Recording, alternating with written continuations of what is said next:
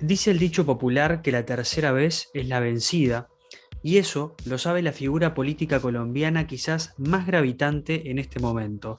El ex guerrillero Gustavo Petro ganó las elecciones contra el populista Rodolfo Hernández y el próximo 7 de agosto será investido como el primer presidente de izquierda en la historia del país sudamericano.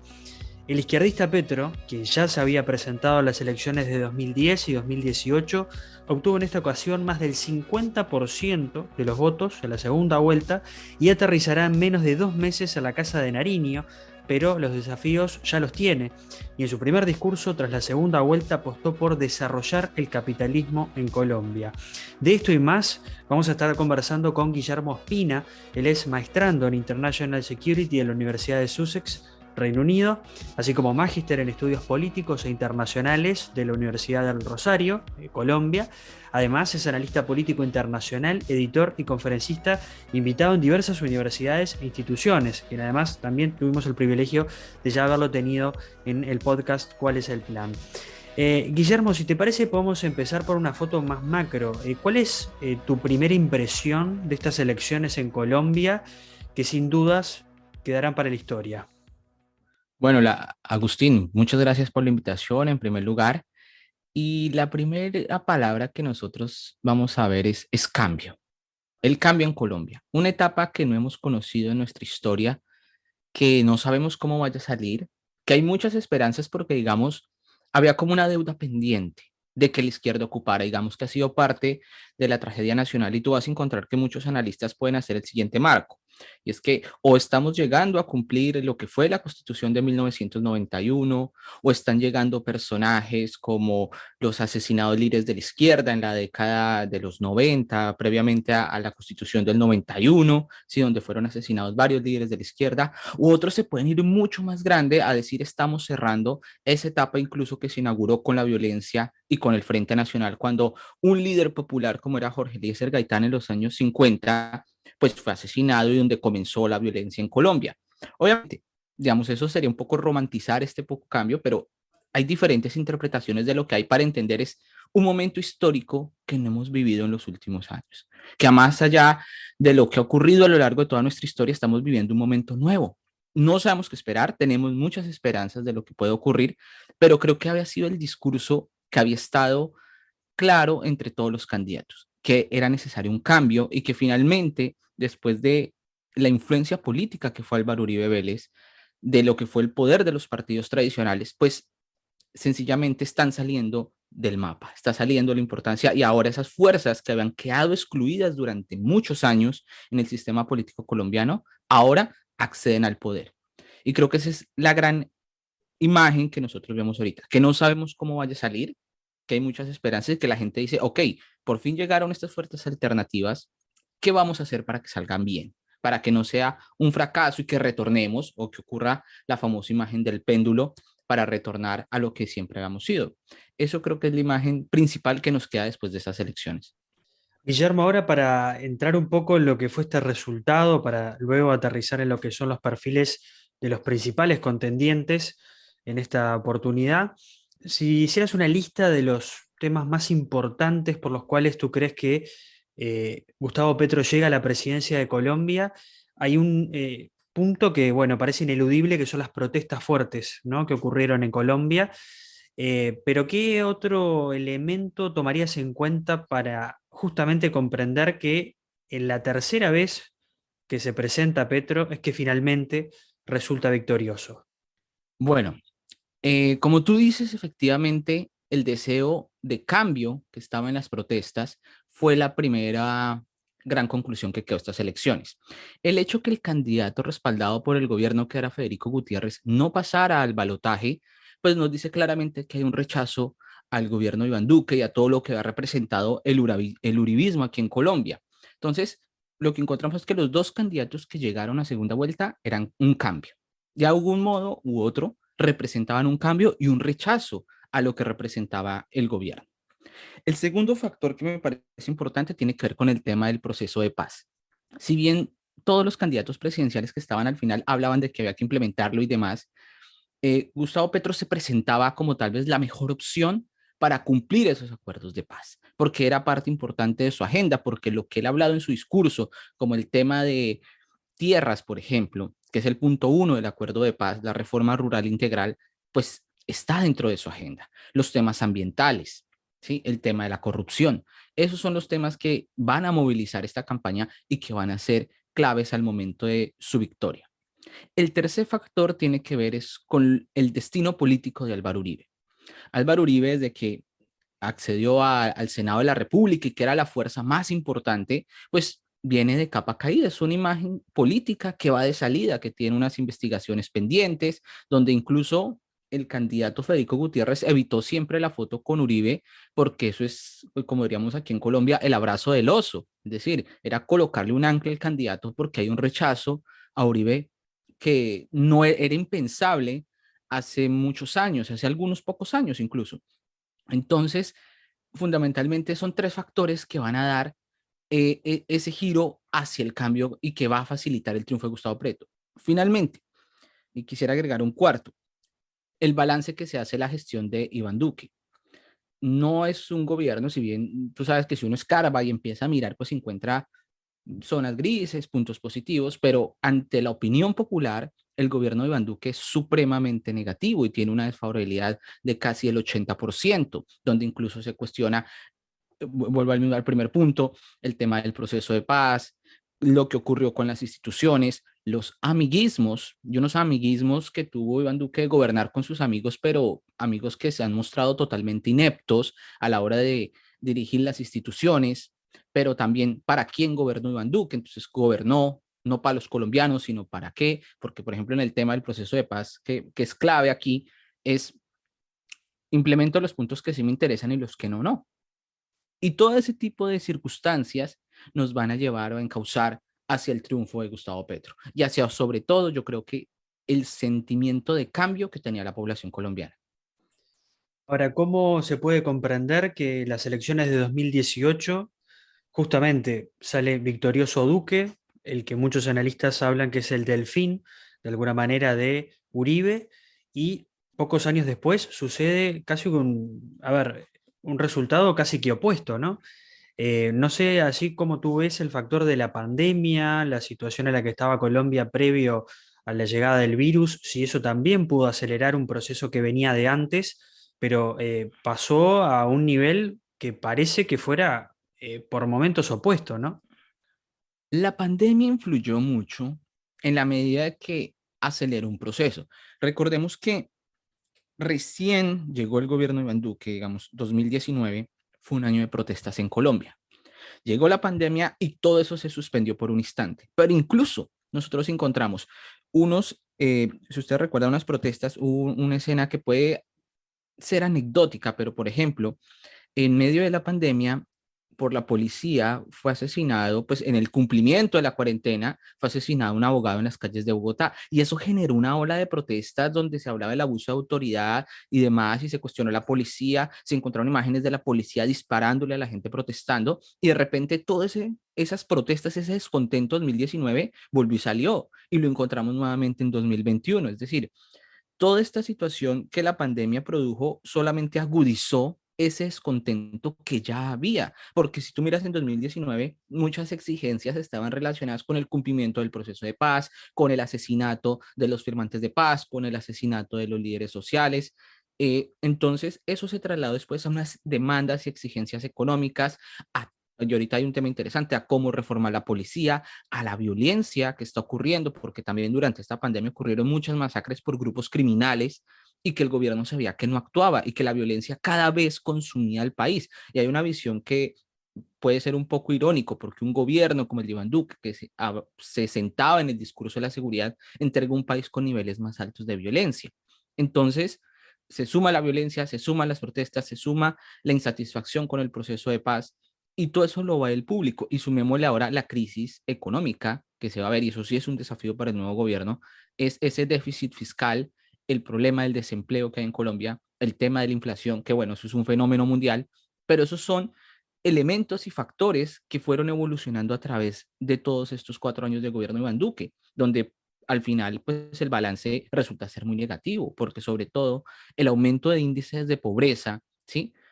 va a ser clave. Y ese es el descontento que está detrás de todo esto y de la gente que busca un nuevo cambio y incluso repensar eh, cómo se va a redistribuir la riqueza en el país, porque creo que eso empezó a ser parte del discurso público, porque en cierto modo se empezó a hablar de vamos a tener subsidios o no, de la reforma a las pensiones, de la reforma al sistema de salud, de la reforma al sistema de educación. Entonces, algo dice, esto no está funcionando bien y por algún lado algo tenemos que cambiar.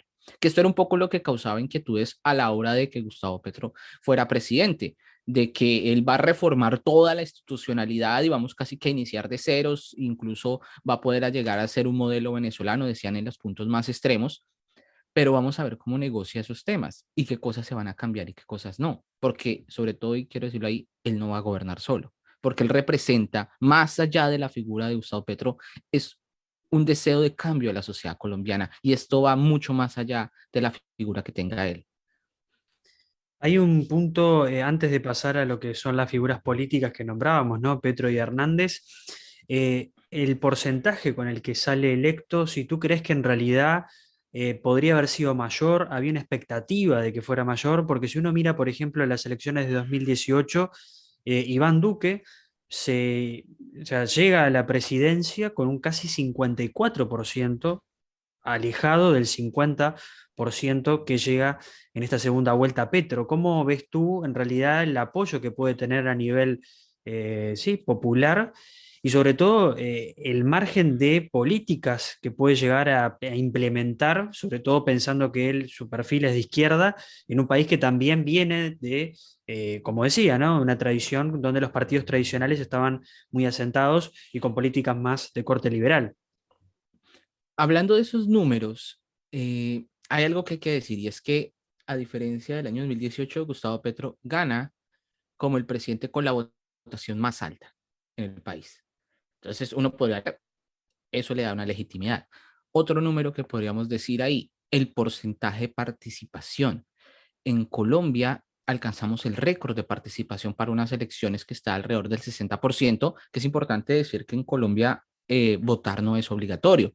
Entonces se considera que esto fue un triunfo para la democracia, que los resultados se aceptaron rápidamente y esto es algo que dice la democracia colombiana en cierto modo funciona porque fue reconocido incluso por el mismo presidente Uribe, expresidente Uribe, incluso por el presidente Iván Duque, los resultados rápidamente, el candidato perdedor Hernández rápidamente reconoció los resultados y en el fondo quedó como la sensación, la democracia funciona.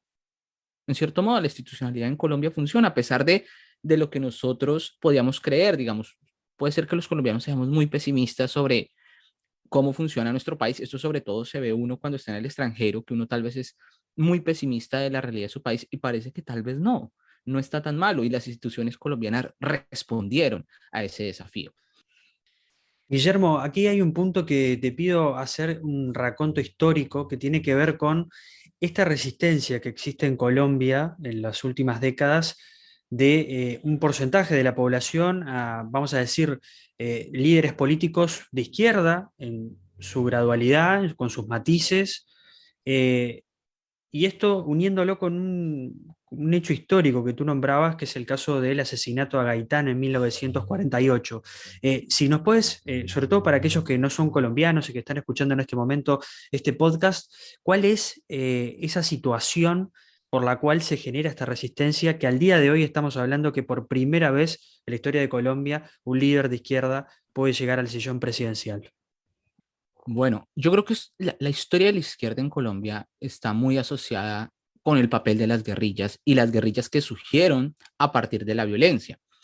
El asesinato de Gaitán produjo un tipo de violencia bipartidista entre liberales y conservadores. El Partido Liberal pues tenía algo que llamaríamos el Partido Comunista Colombiano, que era una fuerza en realidad muy pequeña y muy, digamos, un apéndice del Partido Liberal. Pero a partir de eso se va a desarrollar todo un tipo de violencia que va a llevar a la creación de las guerrillas en 1964.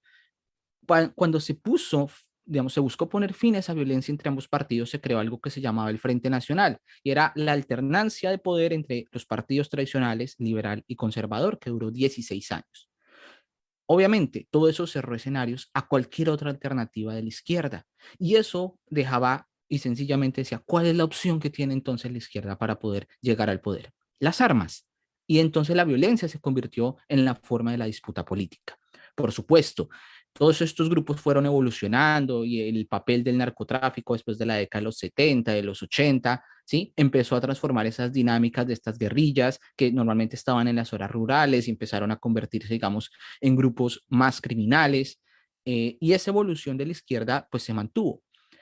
Voy a hacer un salto así muy rápido. Después de varios intentos de procesos de paz, digamos, el paramilitarismo que se desarrolló en Colombia y los grupos de derecha y grupos armados de derecha, pues empezaron operaciones de exterminio que siempre evitaron que las guerrillas se desmovilizaran. Digamos, estamos hablando de la década de 1990, cuando los primeros procesos de paz, la guerrilla de las FARC intentó crear un partido que se llamó Unión Patriótica, que este partido, pues, finalmente, y se está investigando hoy en día por la Justicia Especial para la Paz de cómo ocurrió el exterminio de los miembros de este partido, de todos los sectores de izquierda, porque en Colombia hubo una política de exterminio del sector de la izquierda por parte de grupos armados y de sectores políticos que veían que eso es una forma de entregarle. Creo que una lógica que se mantuvo mucho tiempo en el país fue esa visión de la Guerra Fría, esa visión que casi pareciera que no terminara, porque incluso se extendió hasta el proceso de paz y todavía tenemos que Colombia aún se maneja el tema de que Colombia se va a volver comunista, como si estuviéramos en los años 90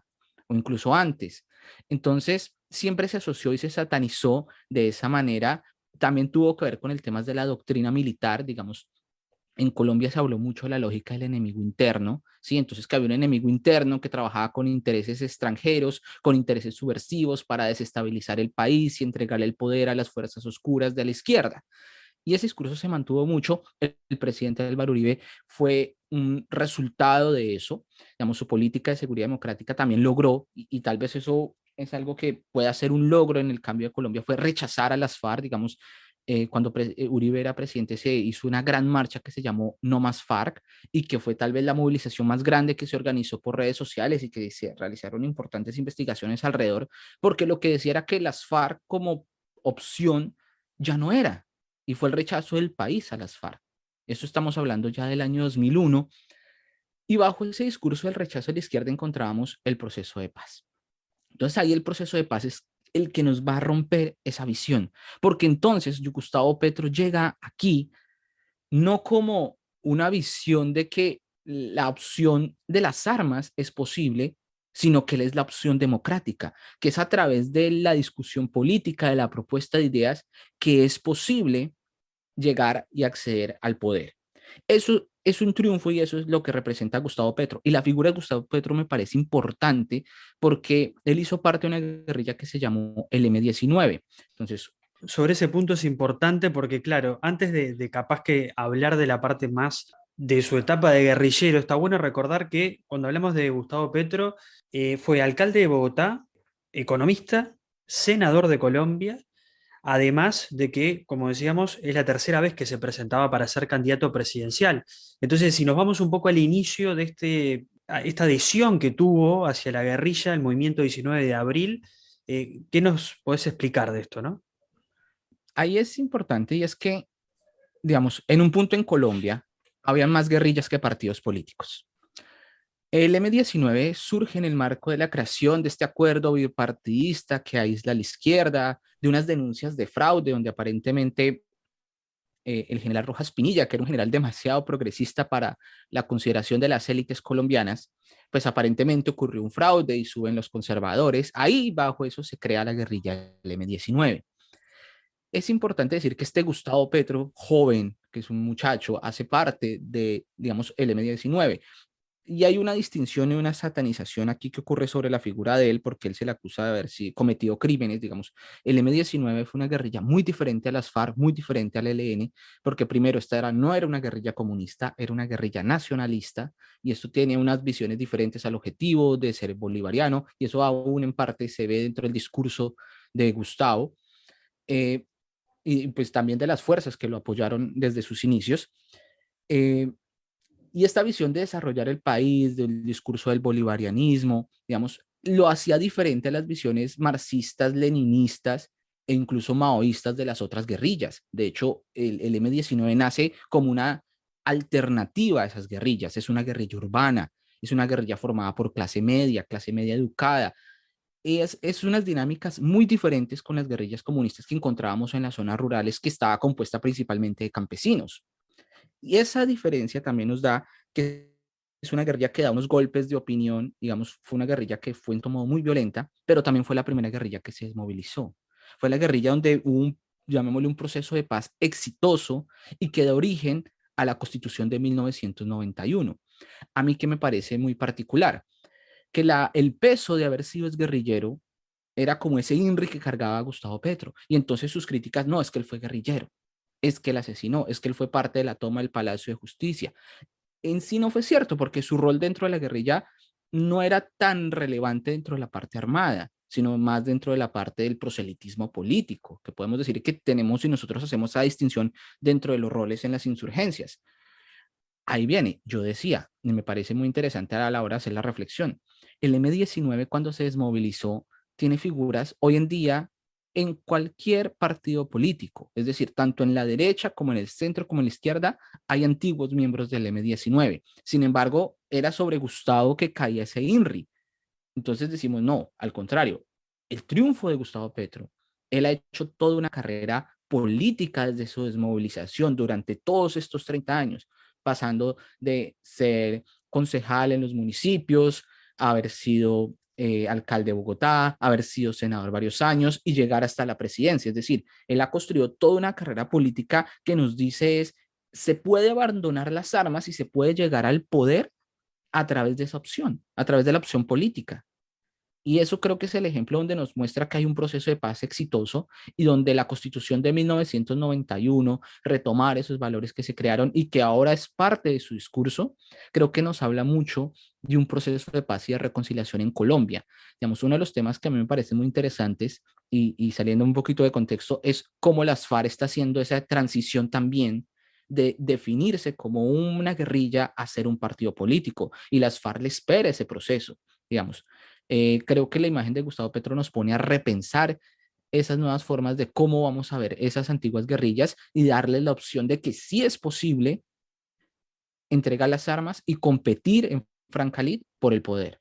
Creo que ese es el gran ejemplo de la historia de vida de Gustavo. Creo que ha recibido muchos ataques por haber sido guerrillero, sin embargo, no siempre se tuvo un conocimiento claro de qué era el M-19, de qué representaba dentro de la sociedad urbana, sobre todo, dentro del éxito de ser un proceso de paz y de la importancia que tuvo el M-19 en la constitución que tenemos hoy en día, en la sociedad colombiana que todos decimos defender, ¿no?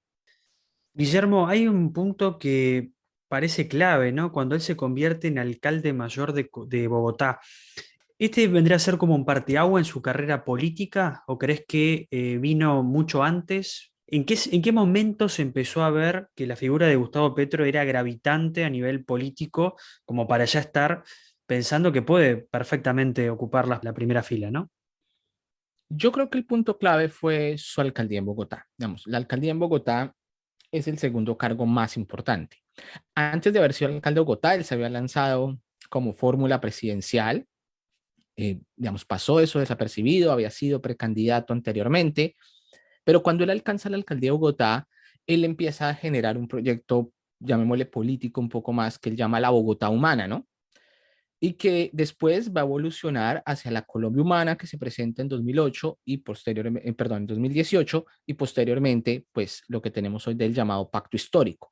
Ahí nosotros vemos una madurez política de Gustavo Petro, ¿sí? De cómo se va dando cuenta de que su proyecto tiene que abarcar muchas más fuerzas, que incluso sus propuestas tienen que madurarse mucho más y limitarse mucho más, ¿sí? Porque ahí brevemente diría yo, en 2018 él hablaba de reformar la constitución, por ejemplo. Ahí se le escapaban algunas frasecitas relacionadas con eso, tal vez en temas territoriales, muy locales y demás, pero eso era una palabra que aquí en Colombia pues no se podía pronunciar. Y hoy está diciendo en su discurso, vamos a defender y a recuperar la constitución del 91. Eso suena mucho más aceptable.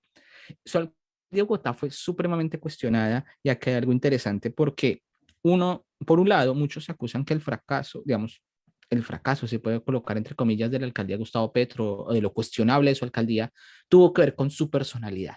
Entonces, que era muy autoritario, que se peleaba con los que lo apoyaron, entonces que las cosas las quería hacer a su manera, pero también Gustavo Petro encontró mucha oposición, porque a Gustavo Petro lo suspenden como alcalde de Bogotá por parte de la Procuraduría, una decisión que luego es apelada ante la Corte Interamericana de Derechos Humanos, porque es una intervención de, de la Procuraduría que, digamos, juzga a funcionarios de carrera, a funcionarios públicos, contra un funcionario de elección popular, cosa que no puede hacer, y que la Corte Interamericana de Derechos Humanos pues dejó en cierto modo clara la legislación al respecto. Entonces él encontró como muchos obstáculos porque él se puso a tocar esas élites sensibles que habían en Bogotá, sobre todo el tema del negocio de las basuras. Él reforma el sistema de basuras en Colombia y al final resulta que no llegan los carros, llega un día que hay un desastre de basuras en Bogotá, todo parece que es caótico, pero con el paso de los años se empezó a dar cuenta que fue que le pusieron muchas trabas para implementar eso. Incluso que a él se le acusó de que compró unos carros de basuras, que hubo detrimento, que bajó los precios del transporte público y que eso era detrimento. Y después de que el curso de todas esas demandas salieron, él ha resultado inocente de todos esos cargos. Lo cual nos dice es más, es que a él se le pusieron todas las trabas para gobernar. Aquí viene la pregunta, ¿qué va a pasar ahora como presidente? ¿Él se va a encontrar con todas esas trabas? Yo diría que no, que él tiene un contexto que lo favorece mucho. Antes de pasar a este análisis, que estaría bueno capaz que para el final de cómo ves que va a gobernar y sobre todo también aterrizar en lo que son los principales desafíos, ¿no? Que uno a priori pensaría que son el acuerdo histórico de paz, el tema vinculado al narcotráfico, ¿no? Y todo lo que eso genera en la sociedad colombiana. Hay un tema que todavía no tratamos que tiene que ver con la irrupción del candidato Rodolfo Hernández. Para quienes no sean colombianos y quieran tener una idea de quién estamos hablando, porque la prensa suele hablar de que es una figura populista, de hecho, la última parte de su campaña, de hecho, tenía eh, aspectos bastante únicos, ¿no? Por ejemplo, no ha participado de eventos públicos, ha estado en Estados Unidos, han aparecido diferentes causas en torno a su situación. ¿Qué nos podrías decir de Rodolfo Hernández, candidato presidencial de Colombia, que quedó, bueno, a poco porcentaje de llegar al sillón presidencial? Rodolfo Hernández era una figura desconocida. Rodolfo Hernández, digamos, fue conocido más por sus escándalos cuando estuvo en la alcaldía de Bucaramanga, donde famosamente cacheteó a un concejal. Y digamos, su discurso parecía muy sencillo, muy simple, muy monotemático, porque de hecho una de las cosas que se le critica a este candidato era que su discurso, y casi citándolo, decía, vamos a acabar con la corrupción y vamos a acabar con la robadera. Y esa era su respuesta a cualquier problemática del país cuando se le entrevistaban. De repente, su respuesta llegaba al mismo punto. Era una figura que empezó a crecer en redes sociales haciendo su campaña, digamos, hubo una estrategia de campaña muy diferente, digamos, basada en las redes sociales, pero que en un punto como que estaba entre el 9% de preferencias, era el cuarto, quinto candidato, como que no salía del mapa, y parecía que iba a pasar como una anécdota más del candidato que estaba haciendo su campaña a través de TikTok. Él simplemente era un empresario que criticaba el sistema político, que era un antipolítico. Él se presentaba como esa figura que no seguía con ninguna élite política, que él no se aliaba con nadie, que él iba él solo y que sencillamente cuando llegara al poder iba a acabar con la robadera y la corrupción, eran sus palabras. Eso obviamente a medida que él llegó a segunda vuelta, yo creo que fue sorpresivo cómo llegó a segunda vuelta, pero creo que hubo un punto clave que fue el cambio de asesores. La figura de Ángel Becasino, que es un asesor argentino, que también fue en su momento alguna vez asesor de Gustavo Petro en la alcaldía de Bogotá, puedo estar equivocado, pero más o menos él también trabajó con Gustavo Petro. Eh, la figura de él cuando él llega a la campaña, porque él tenía, digamos, una campaña muy regionalizada y muy centrada en Santander, que es la zona donde él tiene su origen.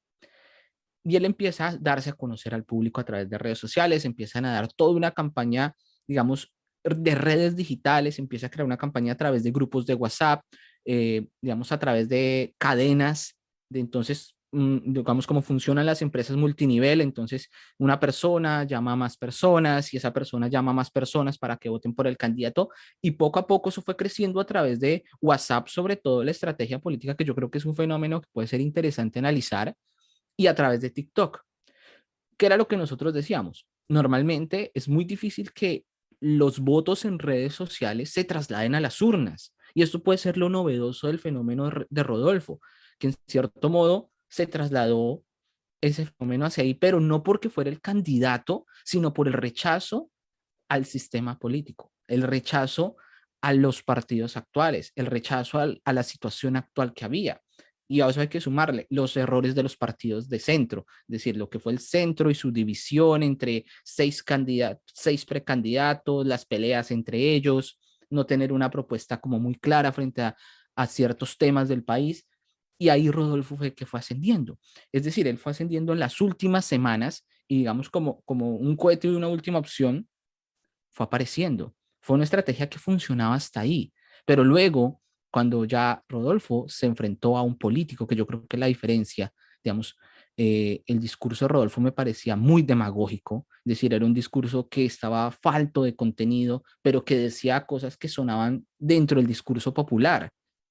Y tal vez por eso empezó a darse cuenta cuando usted se enfrenta con un político más tradicional como Gustavo Petro, que tiene ya unas posiciones ideológicas más claras, la estrategia fue un poco la evitación y empezaron a salir ciertos escándalos, ciertas posturas del candidato sobre temas ya claves y el hecho que, por ejemplo, él cambiara tan fácil sus posiciones. Me acuerdo que el día después de la primera vuelta, el candidato lanzó todo un programa de gobierno casi parecido al de Gustavo Petro de repente, como que él había cambiado en diferentes puntos de opinión. Entonces, ¿quién era realmente este candidato? ¿Cuál era el contenido? ¿Qué representa Rodolfo Hernández? Yo aún no lo sé, porque incluso ahora que él va a ser, él sería el candidato de la oposición o la cabeza de la oposición, como pues parece que no lo va a hacer, incluso, que él no va a ocupar su puesto en el Senado de la República encabezando la oposición. Él dijo incluso, yo no voy a hacerlo, y parece que indica que no. Entonces, ¿qué representa Rodolfo? Nos queda como la pregunta en el aire. ¿Qué fue este candidato? ¿Qué sector lo apoya? De hecho, era más el candidato que el uribismo apoyó en segunda vuelta porque era para evitar que ganara Petro. Y dos, era el candidato que representaba un descontento con la clase política colombiana. Y eso es una dinámica que habremos que entender. ¿Qué hubiera pasado si hubiera llegado a gobernar? Digamos, era una parte preocupante porque su visión de un Estado austero, su visión de un Estado ahorrador, de que había mucho despilfarro en instituciones, que en un contexto de pandemia o post-pandemia, un Estado reducido que, digamos, uno lo puede interpretar desde el discurso del consenso de Washington, pues pareciera que no sería lo más adecuado para estos momentos. Ahora, lo Entonces cierto, se empezó. Guillermo, es que el que va a llegar al sillón presidencial es Gustavo Petro. ¿Cuáles son esos puntos que tiene que atender Gustavo Petro el 7 de agosto? ¿No? El tema principal, digamos, hay muchas reformas que se quieren modificar y van apareciendo a la medida del tiempo. Digamos, dentro de la campaña se ha hablado de reformas muy interesantes, incluso su senador o la cabeza de lista del pacto histórico ya había dicho, digamos, hay unos temas claves como es la reforma al sistema de justicia, la reforma a los entes de control, a la forma como se hace la elección de las cabezas de los entes de control, la reforma al Congreso, que fue uno de los temas que se está planteando ya. Digamos, hay mucho descontento de cómo el Congreso se da y los beneficios que tienen los congresistas. Eso es un tema que se va a estar dando ahí, digamos, dentro del debate. Va a ser de los primeros puntos de la agenda que ya se anunció que se va a hacer. Está el tema de la reforma al sistema de pensiones, que también marcó mucho la campaña. Gustavo Petro va a proponer un sistema de pilares donde, digamos, va a tocar un poco esos cacaos del sistema financiero colombiano.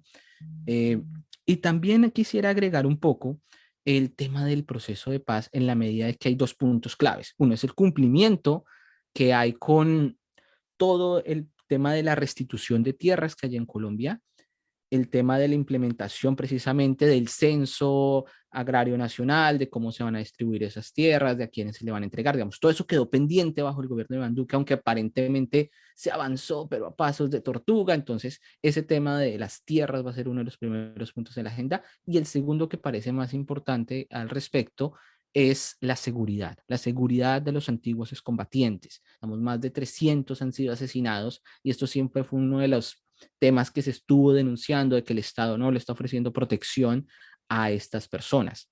Y ahí empezaron a haber unos anuncios también como esperanzadores, el ELN, que es otra guerrilla importante y tradicional aquí en Colombia, ya se mostró como un poco favorable a hablar y a retomar las negociaciones que se habían roto durante el gobierno de Iván Duque. Se habló un poco de sometimiento a la justicia de unos grupos armados menores que hay por ahí.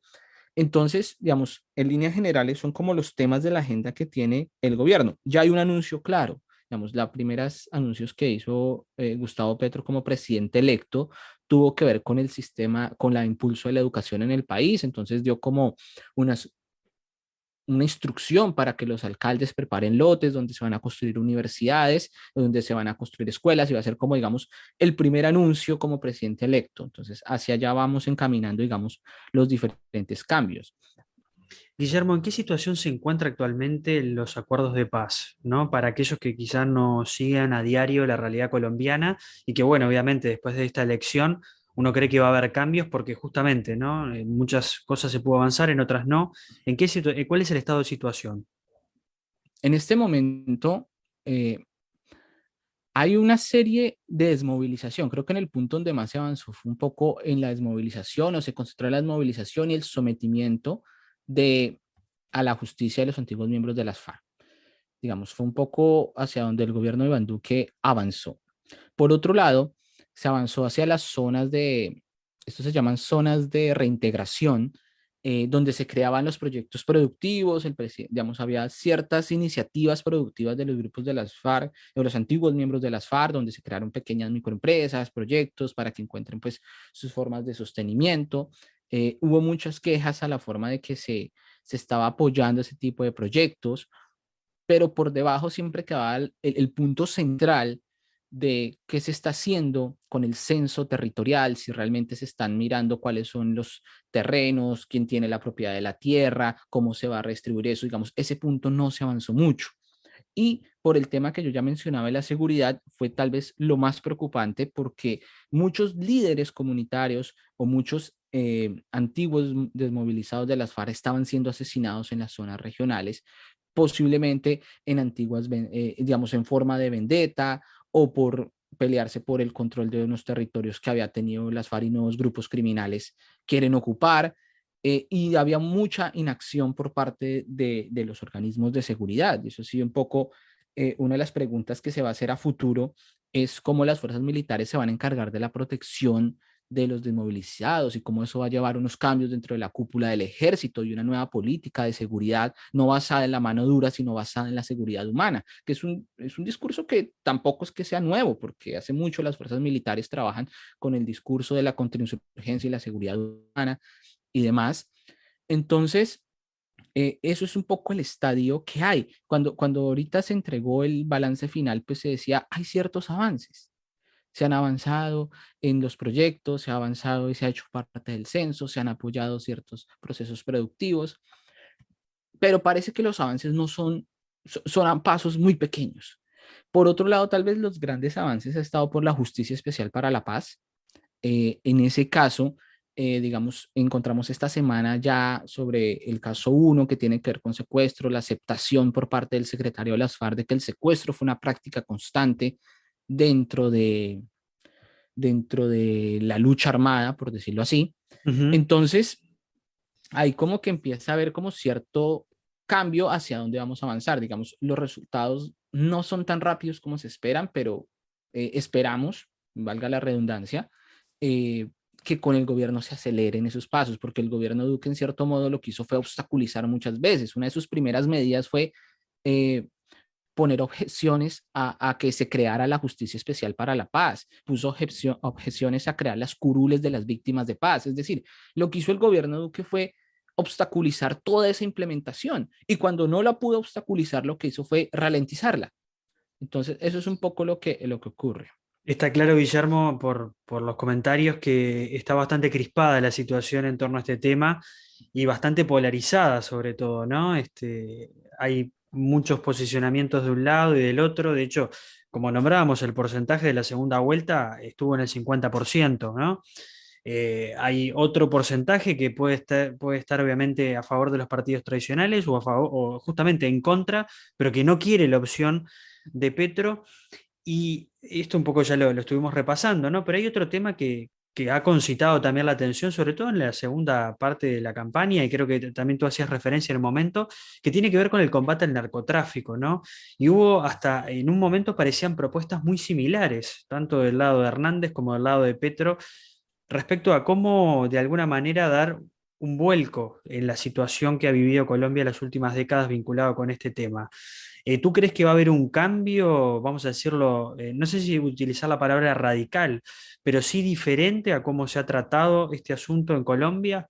¿O crees que en realidad no va a poder tener el apoyo político, por ejemplo, si buscaría legalizar una droga o despenalizar determinado consumo de droga, etcétera?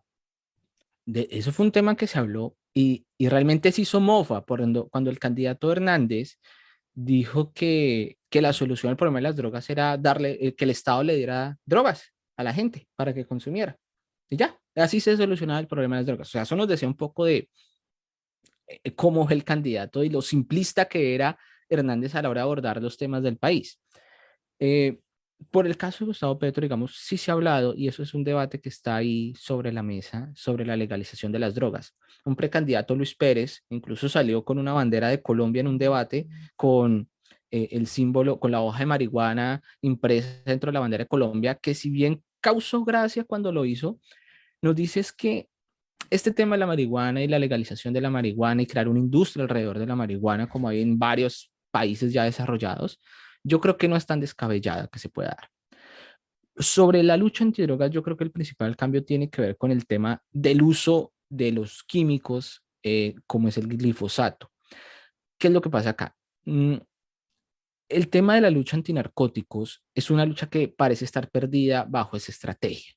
Afecta a los cultivos legales, causa problemas de salud, la efectividad es cuestionable y la mejor forma de hacerlo es a través de la sustitución voluntaria de cultivos. Entonces es convencer al campesino que la droga no es el negocio que debe hacer, sino que se dedique a otro tipo de cultivos. ¿Cuál es el problema acá? Y lo digo con una anécdota así muy rápida. Un campesino decía lo siguiente, decía, mire, yo cojo, no sé, unas hojitas de coca y las puedo tener durante meses, cojo una hojita y la vendo en cierto mercado y eso me lo cambia y la puedo guardar. Pero si usted me da, yo cultivo un montón de bananos, si yo los bananos los exporto ya, se me pierde y pierdo la plata. En cambio, yo la coca incluso la puedo almacenar, la puedo procesar, la puedo convertir y siempre voy a tener un comprador. Muchas veces y muchos problemas que tienen los campesinos colombianos es que los productos que siembran no tienen salida. Entonces, ¿quién compra eso? Mire, en un momento durante la pandemia o tal vez antecitos hubo una sobreproducción de papa en el país y les tocó a los paperos salir a las calles a casi regalar la papa a precios irrisorios. Ese puede ser un problema que no se mira dentro del agro. Y eso para el campesino que vive en una zona cocalera, pues él dice, hey, yo no me quiero enfrentar a esa situación. Entonces, ¿cómo convencemos al campesino que voluntariamente sustituya los cultivos? Ese es un problema, digamos, fundamental. Y funciona, y la erradicación de cultivos funciona es con la comunidad, Ujú. porque son ellos los que apoyan. Ahora, también hay Y eso otro nos lleva tema, a otros Guillermo, problemas, de ¿no? que tiene que ver, y creo que no es un fenómeno exclusivo de Colombia, pero sí una sociedad más violenta, ¿no? Que los últimos años. Y algunos analistas también hablan de que, bueno, la pandemia también pudo haber acelerado procesos que, que iban en esa dirección, o por lo menos con esa tendencia. ¿Cómo ves tú que va a poder enfrentar el gobierno de Petro algunos asuntos sin, a ver, no quiero utilizar el término mano dura, pero sí en un momento de aplicar lo que es algún mecanismo represivo? ¿Cómo crees que se va a tomar eso? Y esto lo puedo incluso hasta comparar con lo que está pasando en Chile en el último tiempo, ¿no? Desde que asumió una figura de izquierda como es Gabriel Boric y las situaciones que se ha enfrentado. ¿Tú crees que puede pasar de que un gobierno de corte más de izquierda tenga grandes problemas de seguridad interna y que obviamente empiece a generar una cierta fricción a la interna del partido y de la alianza? Hablando, digamos, un poco entrando en ese campo que es como más en mis terrenos, yo creo, digamos, Gustavo Petro ya tiene una experiencia y ser alcalde de Bogotá creo que fue importante. Él tuvo una buena relación con la policía, tuvo una buena relación con las fuerzas militares, porque en un vano tiene el segundo cargo más importante. Eso creo que es una experiencia que le puede servir. Él implementó, por ejemplo, en Bogotá una estrategia de prohibir el porte de armas, que en cierto modo fue exitosa y redujo los homicidios. Por supuesto, Gustavo Petro tuvo protestas donde incluso envió a los cuerpos antidisturbios, que hoy en día están muy cuestionados y que seguramente se van a reformar. Digamos, en Colombia también se quiere hablar de la reforma de la policía, sí, de los cuerpos de antidisturbios. Eso tal vez lleve un cambio en cierto modo al ejército y a la doctrina militar del ejército y al enfoque de las fuerzas militares, pero tampoco es algo que no hayamos ya vivido. Sigamos, tal vez el cambio más importante dentro de la seguridad sería el paso de la policía al Ministerio del Interior, ¿sí? Sacarle al Ministerio de Defensa, quitarle, digamos, funciones de policía militar, y eso podría ser un cambio. Hay una buena, digamos, ahorita estamos como en esa época donde es muy esperanzador que se pueda llegar a un proceso de paz y que en cierto modo bajen los índices de violencia bajo ese lado. Por supuesto, el presidente Petro va a tener que enfrentar unos grupos criminales que están basados, digamos, en los controles de mercados del narcotráfico y seguramente va a tener que enfrentarse con ellos y tener una política de mano dura, anticriminal y demás, pero él ya ha tenido esa experiencia. ¿Qué puede ser el cambio dentro de las fuerzas militares? El enfoque. Es decir, un enfoque más de decir hay que acabar con todos los criminales a preguntarnos qué está produciendo que en estas zonas se produzca el crimen y se produzcan que estos grupos armados ilegales controlen estos territorios. Es decir, mejorar las relaciones, por ejemplo, con la comunidad. Digamos, esto es un poco, y ya está inventado, es el famoso Hearts and Minds, entonces conquistar las mentes y los corazones de la población, porque aunque sea difícil admitirlo, cuando la población tiene una buena relación con sus fuerzas militares, tienen mejores resultados. ¿Sí? Y eso es algo que no se ha querido ver, digamos, dentro de esas políticas de mano dura, donde sencillamente hay que llegar y acabar con el enemigo y bombardear y demás. Y eso afecta a la población civil. Entonces, digamos, ¿y por qué lo digo? El gobierno de Iván Duque tuvo 3 ministros de defensa que fueron muy cuestionados por sus operaciones militares, que fueron donde, y recientemente se habló del asesinato de 11 civiles dentro de una operación militar para dar de baja a un cabecilla que al final no se logró el objetivo. Entonces, eso tiene un costo para las fuerzas militares y para la reputación de las fuerzas militares, y que salió el presidente a defender el rol de las fuerzas militares, que nunca se pidió, digamos, perdón o se admitió que se cometieron errores en esa operación. Y eso, aunque no se quiera admitir, causa una fricción entre la ciudadanía y las fuerzas de seguridad. Y eso, por supuesto, esa brechita es la que aprovechan los grupos criminales para operar. Ujú. Eso es algo que no se ha entendido mucho.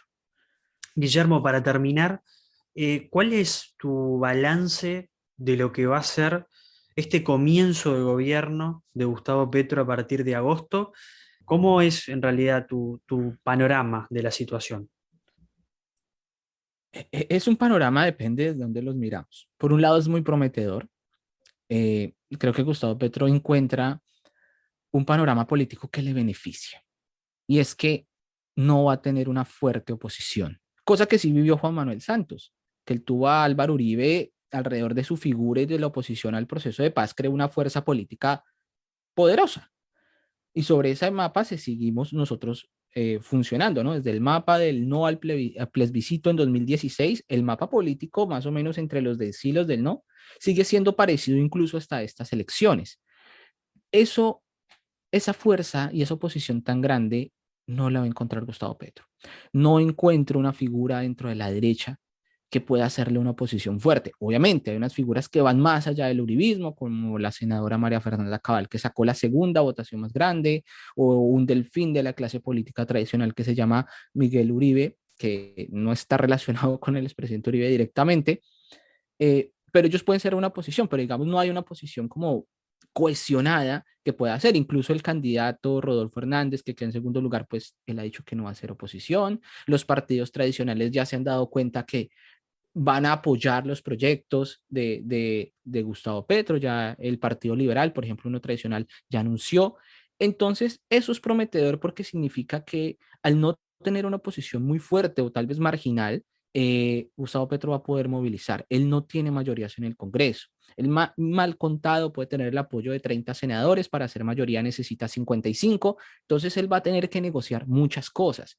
Eso es prometedor porque le va a permitir construir un gobierno de unidad nacional. Y fue un poco lo que encontramos en su discurso, de que él quiere gobernar para todos, que invitó incluso a los votantes por Rodolfo Hernández que se sumaran a su proyecto, que se sumaran y trabajaran por el país. El empresariado también, que se mostraba como un poco temeroso y resistente, ya empezó a hacer ciertas declaraciones de que van a trabajar, que se van a quedar por el país, que van a mirar porque sí, hay que gobernar, él va a gobernar, pero él ha tenido un discurso de que va a gobernar para todos. Y creo que eso ha sido importante y es prometedor, pero también porque está obligado. Porque es que lo que yo decía, Gustavo Petro, mucha gente no votó por él. Mucha gente votó para acabar con el uribismo, mucha gente votó porque el fenómeno político que fue Francia Márquez, digamos, de las mujeres feministas, de las mujeres con visión ecológica, ¿sí? Todo ese ecofeminismo y otras luchas raciales, por ejemplo, estaban representados en la figura de Francia Márquez y ella le arrastró muchísimos votos a Gustavo Petro. Mucha gente no votó por él. Otra gente fue la crisis del partido de centro. Entonces encontraron en Petro una respuesta. Petro no hubiera ganado sin los votos del centro, en cierto modo, digamos, sin ese desmoronamiento del centro, Petro no hubiera ganado, porque había muchos temores de los sectores centristas y él contó con el apoyo de ellos y va a contar con ellos para pasar reformas en el Congreso. Entonces, ese gobierno de unidad nacional puede ser lo prometedor. ¿Qué puede ser lo preocupante? La situación actual que tiene el país, la situación de desempleo, la situación de seguridad, ¿sí? Eh, la crisis económica global que hay, que yo creo que el hecho que él esté pensando en un Estado mucho más grande, que asuma, porque yo sí creo que el Estado es el único capaz que puede asumir estos costos para superar una crisis e impulsar la economía, eh, creo que es el enfoque, pero aún así es muy difícil. Va a recibir un déficit fiscal muy grande, va a recibir la inflación, va a recibir unas cifras de desempleo que no son muy alentadoras y por supuesto hay mucha gente que tiene esperanzas que esto cambie a corto plazo y ahí hacemos, coincido contigo con el contraste de Chile, muchos de estos cambios que se quieren hacer tal vez no se van a ver prontamente. Obviamente va a tocar hacer el balance en los primeros 100 días de gobierno como tradicionalmente se hace en Colombia, pero es muy prometedor al inicio, pero hay una situación actual que es preocupante y que la gente se puede desencantar muy rápidamente, porque lo que hemos encontrado es que muchos de esos votantes, digamos en comentarios, en redes sociales, en Twitter, se dice, yo no soy petrista, yo no voté por Petro, pero no lo soy, pero yo exijo que este gobierno nuevo del cambio sea responsable y le voy a exigir como votante y voy a ser el primero en criticarlo si las cosas no salen muy bien. Entonces, es un momento de cambio donde hay mucha esperanza, pero a la vez también se trata tratando de ver con mucha responsabilidad de que si esto sale bien y tratar de que esto salga bien es lo mejor para el país. Ahí hay ese panorama y de emociones y de sentimientos que encontramos en este punto. Yo quisiera hacer ahí un pequeño paréntesis sobre ese tema. Creo que muchos de los votantes, digamos, las emociones que despertó este triunfo fueron algo que yo no había experimentado, digamos. La gente se abrazaba, gritaba, celebraba, o sea, como si hubiese sido una victoria en la final del Mundial de la Selección Colombia. Creo que parece un cierto modo inimaginable eh, la alegría que produjo dentro de unos sectores que durante mucho tiempo se habían sentido excluidos. Hubo una política de las emociones ahí. Me pareció como muy interesante ver esas reacciones. Por supuesto, no quiero negar que la otra mitad del país pues se sintió un poco triste y defraudada, pero digamos, creo que lo que movilizó y las emociones que despertó la victoria de Gustavo Petro sí es algo que hay que remarcar y que no se ve mucho en la historia de Colombia. Está claro el panorama, podemos en realidad, Guillermo, hablar mucho tiempo más, pero te agradezco por estar en este primer episodio de la tercera temporada, porque quienes nos vienen escuchando habrán visto que en realidad comenzamos este año por un especial vinculado exclusivamente a la guerra y ahora recién nos pusimos con lo que tiene que ver con asuntos más de coyuntura de otra parte del mundo, ¿no? Estábamos muy enfocados a la situación de Rusia, de Ucrania, de cómo reaccionó Europa, Estados Unidos y bueno, otros países también. Así que bueno, los convocamos a estar con nosotros en esta tercera temporada. Así que nuevamente, Guillermo, muchas gracias y le decimos a nuestra audiencia que nos reencontramos en la próxima. Que pasen bien.